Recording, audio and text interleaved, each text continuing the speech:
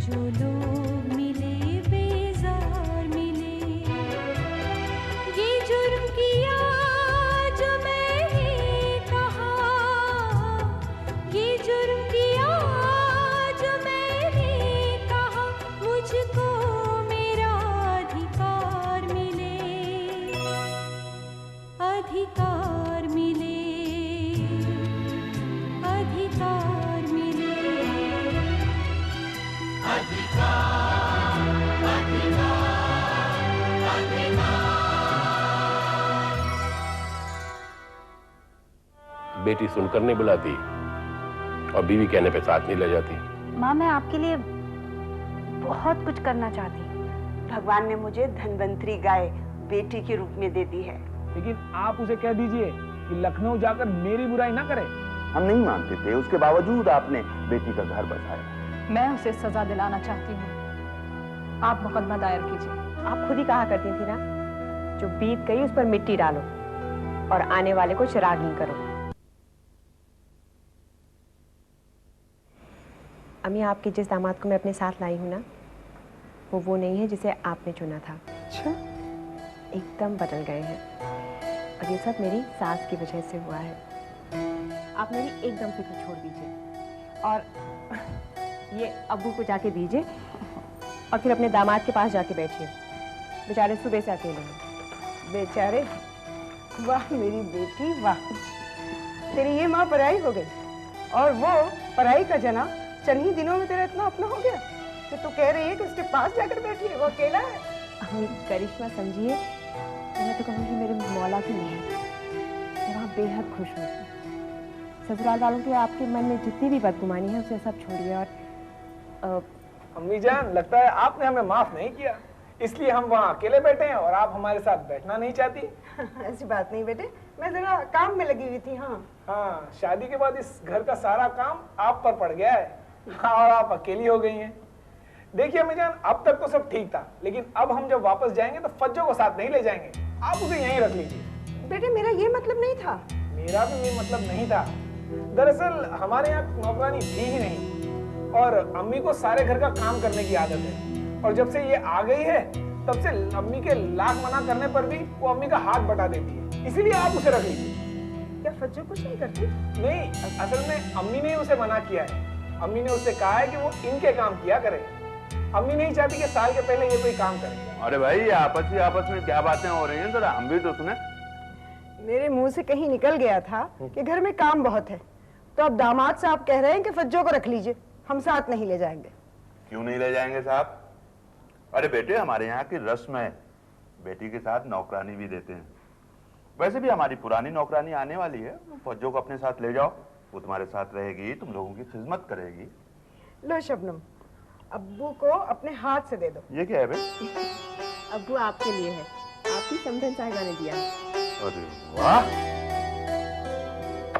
वल्लाह क्या खूबसूरत है भाई।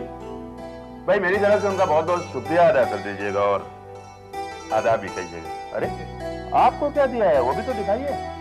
ये अच्छा रखो, मुबारक। आओ हम लोग ऊपर चलते हैं।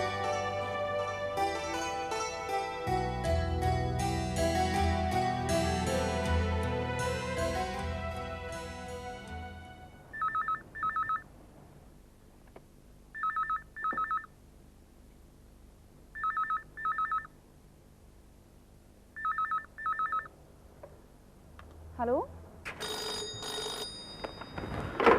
Roger. My call for Hyderabad. Put it on. Hello, Begum Shama Hashmat Ali. सलाम वालेकुम। मैं कर्नल शमशाद बगदाद से। वालेकुम अस्सलाम। याद आवरी का शुक्रिया। कैसे हैं आप? जरीना आपा कैसी हैं? जी हाँ, वो खैरियत से हैं, और जहां तक मेरा ताल्लुक है, गौर साहब से पता चल गया था कि जज साहब ने मेरी गवाही नहीं मानी और मैं बदस्तूर आपका गुनहगार हूँ। मेरा दुख न बढ़ाइए, जो करना था आपने किया। इतनी दूर से चलकर आए और गवाही दी, ये मुझे हमेशा याद रहेगा। आप तो उन लोगों में से है जो हिम्मत बंधाए हुए हैं। शुक्रिया इस अनडिजर्व्ड कॉम्प्लीमेंट का। आपको जानकर खुशी होगी कि जरीना कुछ दिनों के लिए हैदराबाद आ रही है। वो आपसे मिलेंगी। बेहद खुशी की बात है। कब आ रही है? अभी सीट कंफर्म नहीं है, पर आना यकीनी है। आप क्यों नहीं आ जाते? हमारा आना तो दिल्ली वालों के हाथ में है और उन्होंने अभी बुलाया नहीं है। मुझे आपसे कुछ कहना है। फरमाइए। जरीना आपसे किसी बात की इजाजत चाहे तो इजाजत दे दीजिएगा। क्या फरमा रहे हैं? मेरे पास ऐसा क्या है जिसकी वो इजाजत चाहेंगी? अभी तो उनके पास भी नहीं है, फिर भी ऐसी नौबत आ जाए तो इजाजत दे दीजिएगा। खुदा हाफिज। खुदा हाफिज।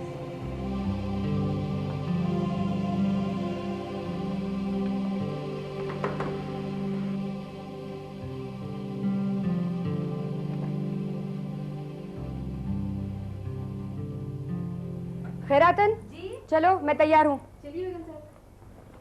भाईजान, मैं जरा बाहर जा रही हूँ, दोपहर के बाद चली आऊंगी। कहाँ जाना है? जाना है एक दो जगह किसी से मिलने। एक दो जगह कहाँ? अगर बताना जरूरी है तो सुनिए। बगदाद से जरीना आई हुई है, मैं उससे मिलने जा रही हूँ। उसके बाद डॉक्टर हमीद से मिलने जाऊंगी।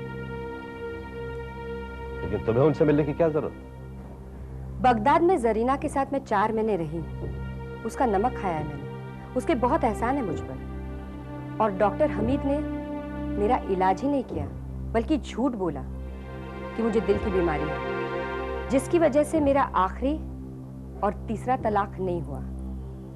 इससे मुझे फायदा पहुंचा हो या नहीं पहुंचा हो, आपको जरूर पहुंचा है। जाने दीजिए ना। क्यों जाने दो? कर्नल शमशाद यहाँ पे मेरी नहीं, शमा की हिमायत को आए थे। मेरे खिलाफ उन्होंने गवाही दी थी। मैं नहीं चाहता कि शायद उनकी बीवी से जाके मिले। मैं उनकी ही बीवी से मिलने जा रही हूँ, जो मेरी चचेरी बहन भी है। और अगले महीने जब कर्नल शमशाद आएंगे तो मैं उनसे भी मिलूंगी। और आप मुझे नहीं रोकेंगे। क्यों? क्यों नहीं रोकूंगा? इसलिए कि मैं रुकूंगी नहीं। आपका घर मेरे लिए कैद खाना है। दम घुटता है मेरा यहाँ, बीमार रहने लगी हूँ मैं। आपने मुझ पर पाबंदियां लगाई हैं, लेकिन लतीफ को बहुरानी और नौकरानी के साथ सिनेमा देखने भेजते हैं। आपकी बेटी नाज़नीन मुंबई में अकेली रह सकती है, तो मैं भी जा सकती हूँ जहां मेरा जी चाहता है। आप जाइए, जरूर जाइए।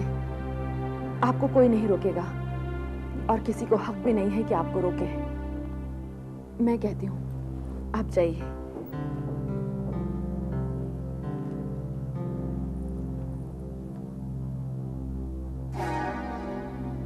तुमने बीच में दखल क्यों दिया? जिस दिन मैं दखल देना बंद कर दूंगी, उस दिन ये घर बिखर जाएगा। तुम्हारी बेटी घर छोड़कर जा चुकी है। बेटे की जिस तरह की हरकतें हैं, बहू कब का घर छोड़कर चली गई होती अगर मैंने नहीं संभाला होता। माफी मांगी है, खुशामदें की हैं, उसके माँ बाप को कपड़े भिजवाए हैं, ताकि वहां जाकर तुम्हारी और तुम्हारे बेटे की बुराइयां ना करें। अब बहन पर चंगेजियत मत चलाओ। आज उसने मुंह खोला है, कल को ये घर छोड़कर बड़े महल चली गई तो कहीं का नहीं रोगे, अगर उसने जमीन जायदाद का काम संभाल लिया तो। इसलिए उसे नहीं रोका और आगे भी नहीं रोका। से डॉक्टर हमीद के पास भी जाने दो।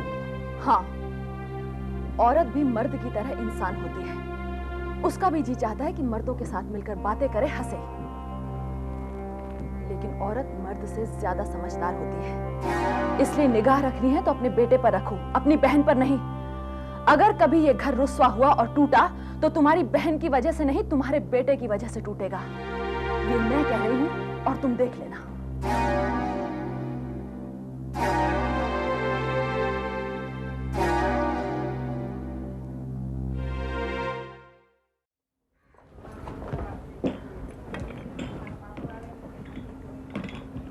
सुनिए जी। इराक से कर्नल शमशाद की बेगम आई है। जी हाँ, वो आइए किस बस। कमरे में? जी आइए बस। तुम यहीं रुको। जी बेगम साहब।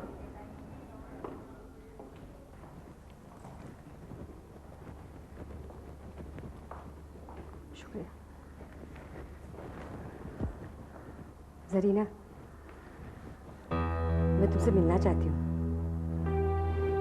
कर्नल शमशाद भी तुमसे मिलने आए थे। तुमने उनके साथ क्या किया था जो मैं तुमसे मिलूं? सरीना, मैं मानती हूँ मैंने कुछ भी सही नहीं किया, लेकिन इस तरह से पेश मत आ, यूं मुंह मत फेर। मैं बिल्कुल अकेली पड़ गई हूँ। तुम और अकेली? तुम अकेली कैसे हो सकती हो? तुम्हारे पास तो भाईजान है, महल है, उस शरीफ मगर बदनसीब शमा से छीनी गई जायदाद है।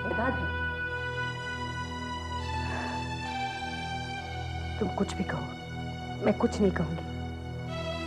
तुम कह भी क्या सकते हो? यहाँ अंधी अदालत नहीं है, यहाँ मैं हूं, मैं जिसके सामने तुमने तलाकनामे पर दस्तखत की थी। हलफ उठा के कहा था कि मैं शमा के साथ कोई नाइंसाफी नहीं करूंगी, कोई एहसान फरामोशी नहीं करूंगी। ये सब कुछ कहा था और किया था मैंने। तो फिर तुम्हारी जुर्रत कैसी है शमशाद साहब से कहने कि मैं वही कहूंगी और करूंगी जो भाईजान कहेंगे? हराम का हजम करके अब यहाँ मुंह उठा के चल दी। तुमने मुझे अपने शौहर के सामने मुंह दिखाने लायक नहीं रखा। मैं अपने मैके वालों के नाम भी नहीं गिनवा सकती।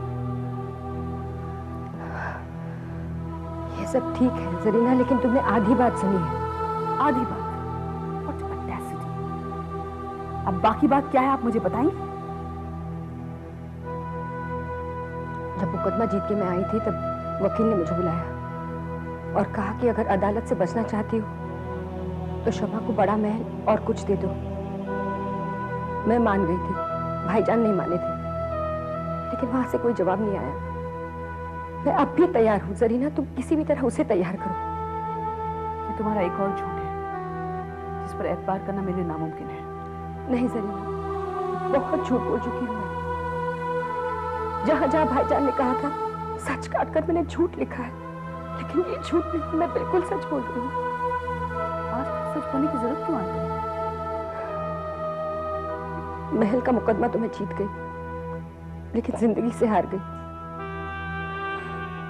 शमा से जो कुछ भी छीना था वो आज भाईजान के पास है, मेरे पास कुछ भी नहीं।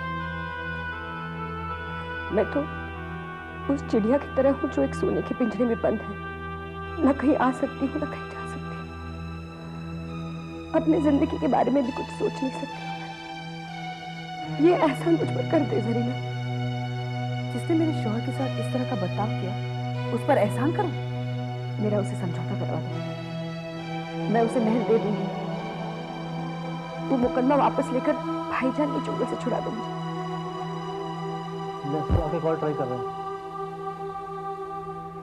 तुम जाओ, मुझे काम है।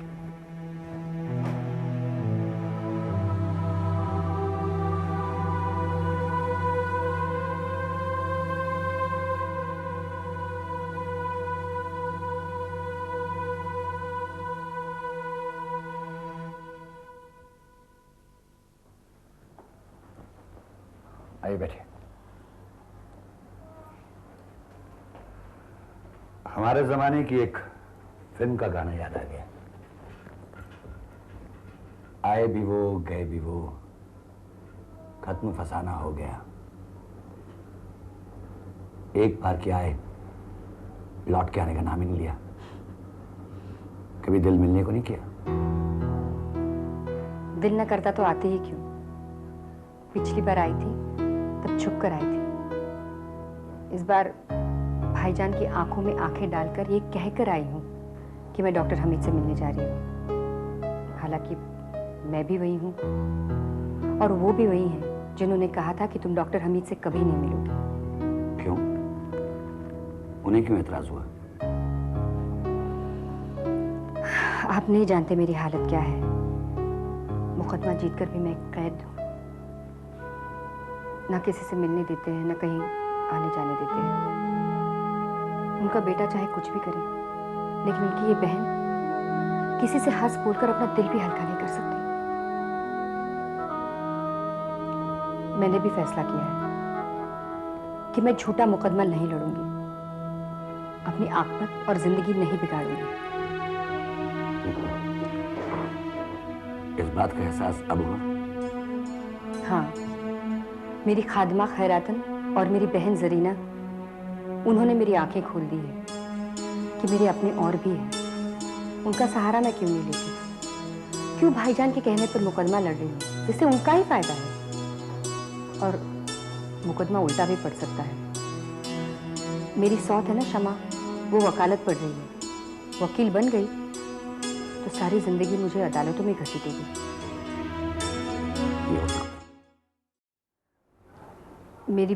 मेरी बहन जरीना यही है, वो समझौता करवा सकती है। मैंने कहा भी कि मैं समझौता करने के लिए तैयार हूँ। अगर आप अपने भाईजान की कैद से निकल सकती हैं, आपको चैन मिलता है, तो आपको समझौता कर लेना चाहिए।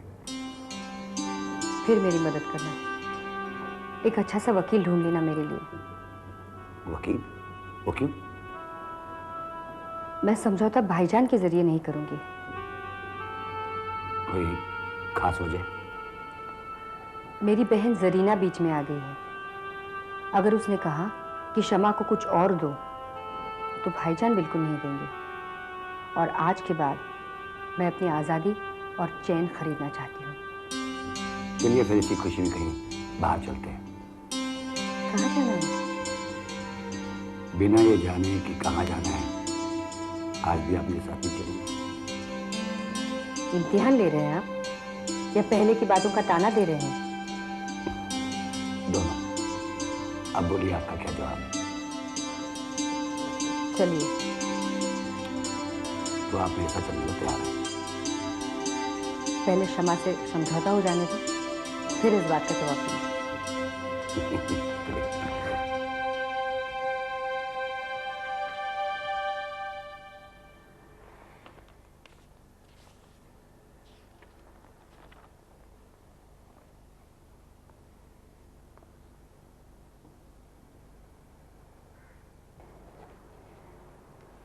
आप उन्हें फ़ोन करें तो मेरी तरफ से फिर कहिएगा कि हिंदुस्तान आकर मेरे लिए जो उन्होंने गवाही दी वो मुझ पर एहसान है और हमेशा याद रहेगा।